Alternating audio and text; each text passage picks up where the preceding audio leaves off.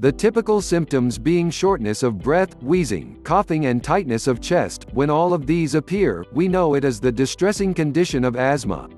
It's here we realize the importance of normal breathing, a thing we all take for granted all the time.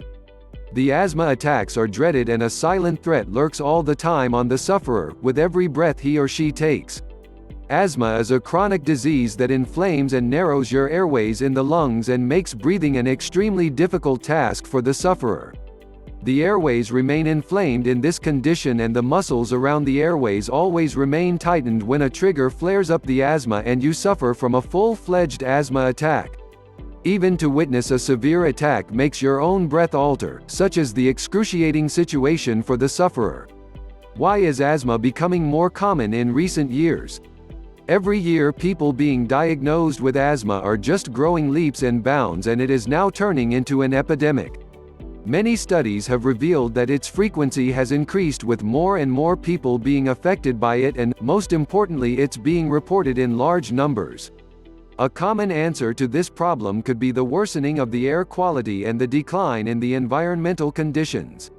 The modern houses being very tight for the existence means that the circulation of fresh air in the house is far more less.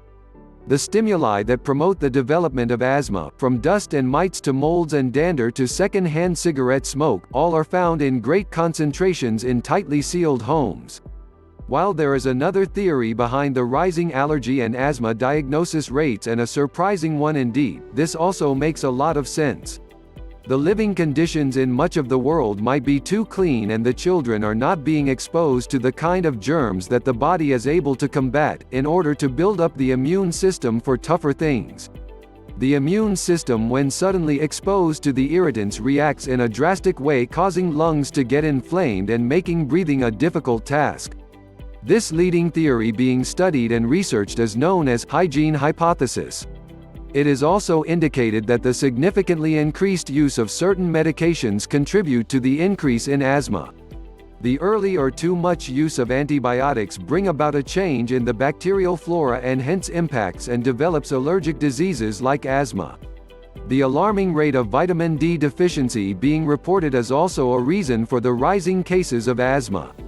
Vitamin D is extremely essential for lung and immune system development. Children, adults with the advent of modern gadgets spend more and more time indoor, subsequently there is very less exposure to sunlight and there is deficiency of vitamin D production in the body.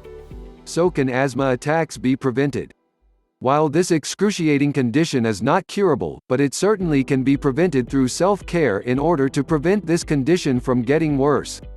Self-care is an integral part of our lives and it involves taking responsibility for your own health, what you eat every day to stay fit, maintain good physical and mental health, prevent illnesses or accidents and care more for minor ailments, as this is all that matters to avoid this painful condition of asthma.